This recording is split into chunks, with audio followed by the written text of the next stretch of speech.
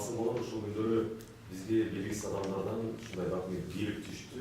Ал документ ылайык ассоциацияга Канат Исаев кол койгон экен деген маалыматты таратып жатат. Бирок тиги каршы окурман журтчулугу дагы, журналисттердин көбү дагы бул сиз кол койду деп аткан документтин толук мазмуну менен тааныш эмеспиз.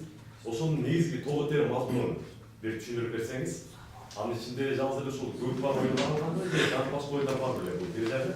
Этик суроо мына ушул Ташкентте өтө турган оюндарда Тайгазан болот же болбойт деген маселе эмнеден мынчалык саясатташып, мынчалык күн тартибине чыгып кетти деп ойлойсуз? Мунун чыныгы себеби эмнеде?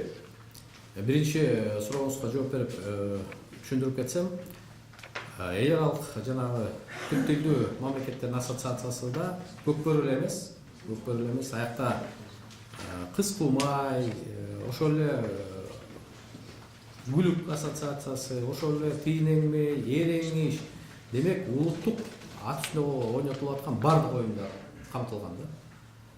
Казак тарапында деп түшүндүрдү. Ооба, бизде эл аралык көкбөрү федерациясы бар. Аякта кыргыз, казак, тажик же башка мамлекеттер карым катнаш кылат, мамиле түзөт. Бирок бизде Гүлүктөрдүн ортосунда мындай федерация жок. Тыйын эңмейде жок, эреңиште жок. Демек башка улуттук оюндар тиешелүү деңгээлде мындай бири-бири менен алака түзүлбөй атат. Бирдиктүү эрежелер иштетилип чыкпай атат. Анан ар бир спорттун түрү боюнча эле эл аралык бир эмелерди федерациялар же ассоциация түзө бербей, жалпысынан түзүп койсок, анткени бир дагы кыргыздын же казактын тою бир эле түр менен болбойт эч убакта. Көкбөрү бар жерде гүлүк чабылат. Гүлүк чабылганча эреңиш болот, тыйын эңмей болот, кыз кумай болот. Анан ошол боюнча бир ассоциация кылып койсок, жеңилдик болот эле деген. Ошол себептен мисалы Россия, Венгрия же башка мамлекеттер мүчө болуп кирген эмес, анткени мындай тойлор кыргыз казактар көбүчө болот да, өзбектер болот. Ушул жерден тактоо ретинде дагы бир суроо. Демек ал жерде көк бар биринчи планга чыккан эмес. Демек сен айткандай ат оюнунун башка түрлөрү жөнүндө кеп болду. Ушундайбы? Бардык 6-7 түр жүрөт, аякта 6 жүрөт. Анан кийин дагы жолу баса белгилеп кетсем, түшүндүрүп. Ал ассоциация кыргыз көкбөрү федерациясы мүчө болгондуктан эрежелер өзгөрөт деген эч жерде жок. Ал эрежелер боюнча бир да сөз жок. Болгон бул мүчө алака түзүү, карым катнаш гана жөнүндө сөз. Кандай негизде Тайгазан болот болбойт деген маселе? Четтен аттагы. Эми мындайда биз окурмандарыбызга мындай же ат күйүүчүлөргө, ат сүйүүчүлөргө ачык эле айтсак да. Тайгазан болобу же болбойбу деп Ташкентте талаш-ташыш башталган. Мына айтып атат да. Айрым бир ошол Көкбөрү федерациясынын жетекчиси, мурунку жетекчилеринин бири айтып атат.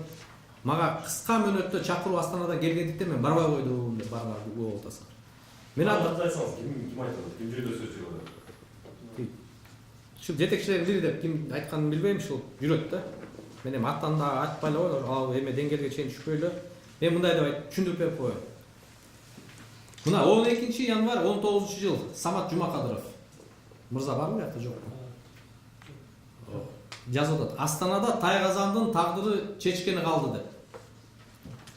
12-январь 19-жыл. Демек, бардыгы биз дагы журналисттер, кыргыздын ат сүйүүчүлөр баары 2 ай мурун эле билген, белгилүү болгон. Астанада бул маселе чечилет.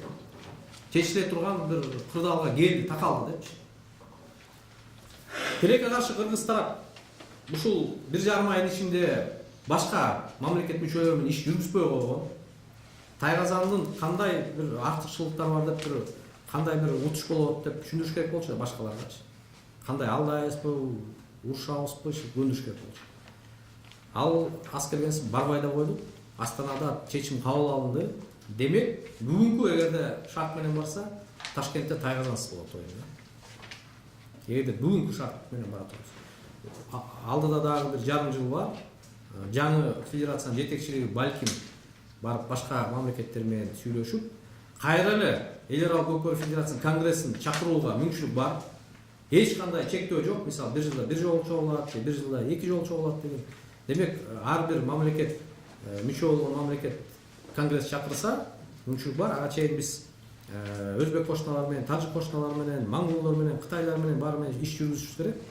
Биздин шарттарды көрсөтүп, артыкчылыгын көрсөтүп, видео тасмаларды, роликтерди кылып иш жүргүзүш керек. Анан ал Ташкентте боло турганга чейин убакыт бар да. Азыр эми айтыш кыйын. Демек бул соңку чечим эмес азыркы. Соңку чечим эмес, иш жүргүзүш керек.